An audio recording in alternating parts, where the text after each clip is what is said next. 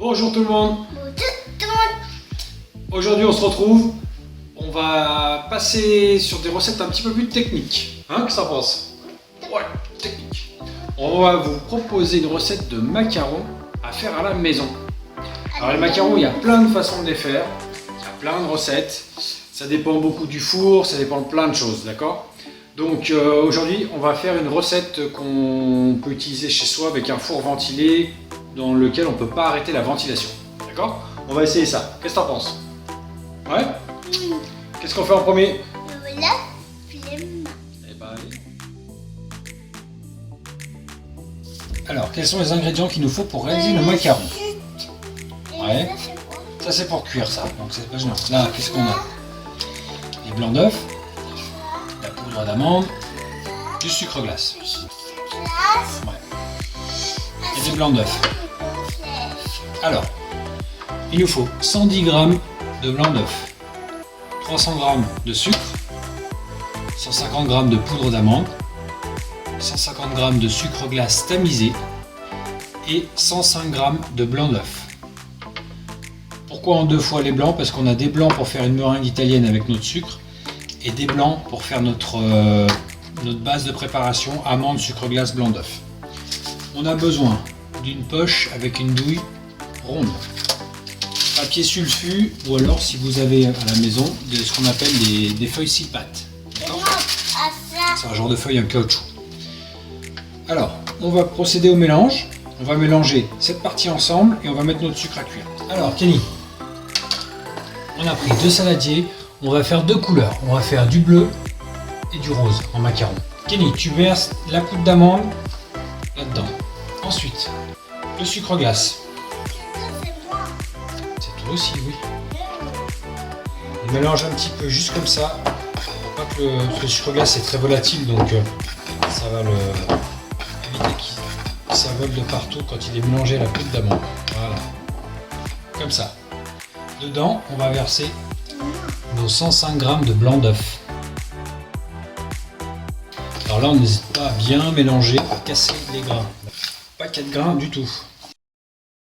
Quand ce mélange-là est fait, vu qu'on veut faire deux couleurs, on va tout de suite séparer nos masses. Donc on va en mettre la moitié dans notre deuxième récipient. À vue d'œil, on n'a l'air pas trop mal. Sur moitié-moitié. On va colorer nos masses. Alors le mieux, ce serait... On va remettre un peu là. Le mieux, ce serait évidemment de peser notre masse totale et de séparer avec le poids exact. C'est beaucoup mieux. Hein.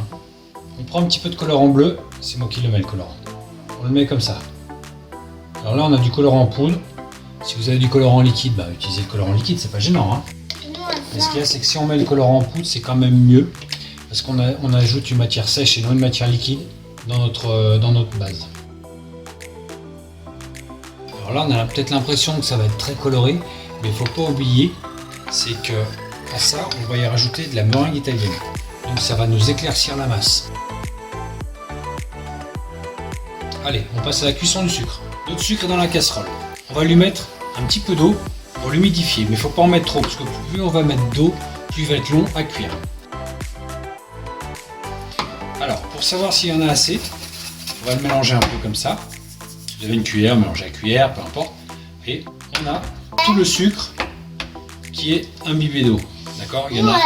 Là, il y a encore une partie où ça manque un petit peu, mais voilà. Ça va suffisamment s'imbiber d'eau. Donc notre sucre va cuire assez rapidement. On va prendre un thermomètre pour cuire le sucre à 121 degrés. Comme thermomètre, ça peut être un thermomètre à sonde, ça peut être un thermomètre classique comme ça de pâtisserie. On va attendre qu'on monte jusqu'à 121 degrés. Pendant ce temps, on va mettre dans notre mélangeur nos blancs d'œufs.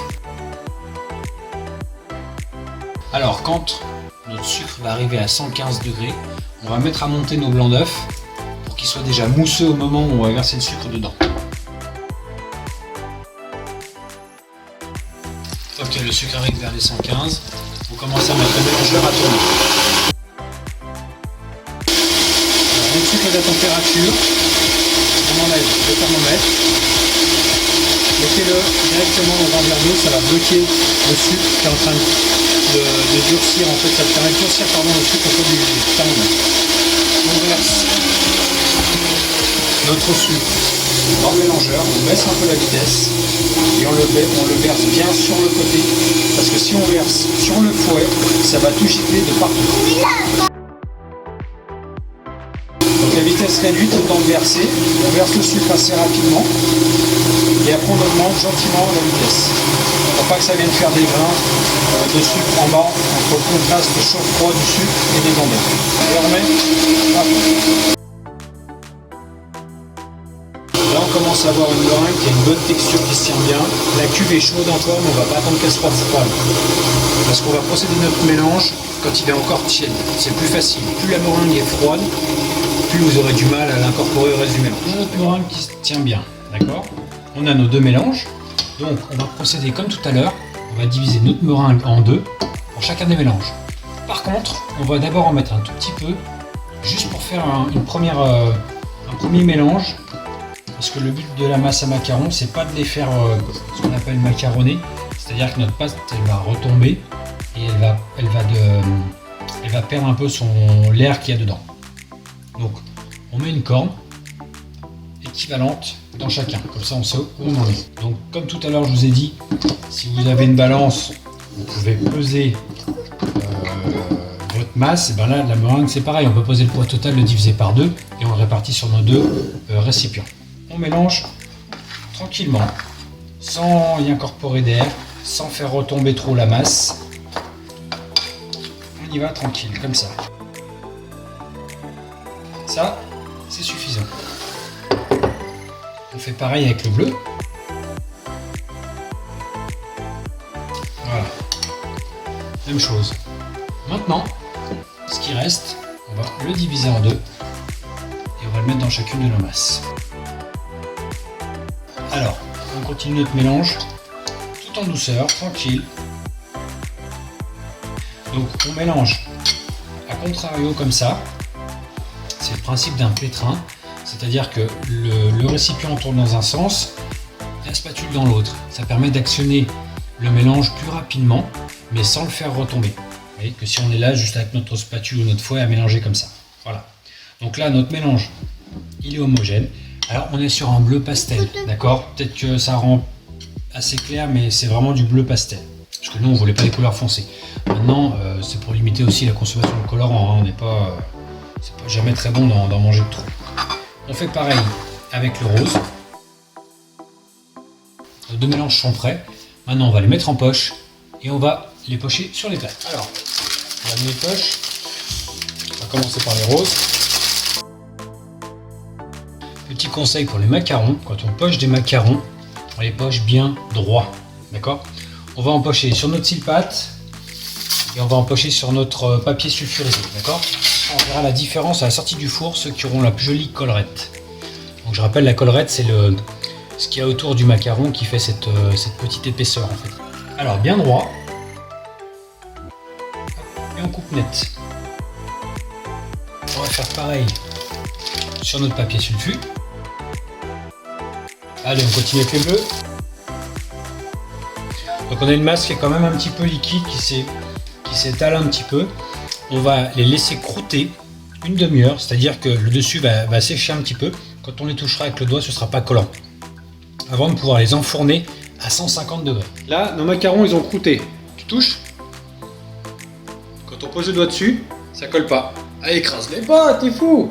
Faut juste toucher à peine et ça colle pas au doigt. On les met au four, 150 degrés, ils vont y rester entre 10-12 minutes à peu près.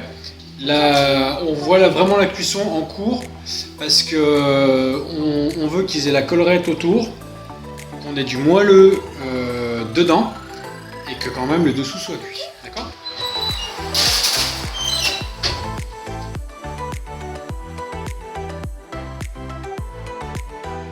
Bon, ça y est, nos macarons sont cuits. Donc, ils ont passé 11 minutes exactement dans le four. On les sort. Alors, un petit conseil, on les enlève des plaques. C'est ce qui sèche davantage. Là, donc on est sur une cuisson à four bas, du coup ils vont garder une belle couleur. Attention, les plaques sont chaudes. On va garnir de deux manières. Avec la poche, C'est moi. Avec des cuillères. Oui, c'est toi qui vas faire. Regarde. Avec une cuillère, tu prends un peu de confiture. Tu vas la mettre sur ton macaron. Alors on essaie de la mettre au milieu. Regarde. Étale un petit peu en rond. Ça ne déborde pas. Voilà. Et après on prend le chapeau et on le met dessus.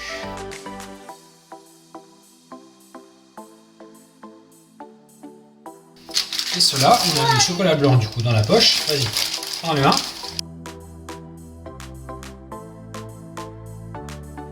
Et maintenant, on prend, on pose dessus et on tourne un petit peu comme ça.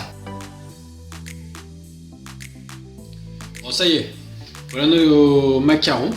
Donc, ils sont garnis les roses, confiture cranberry tout simplement.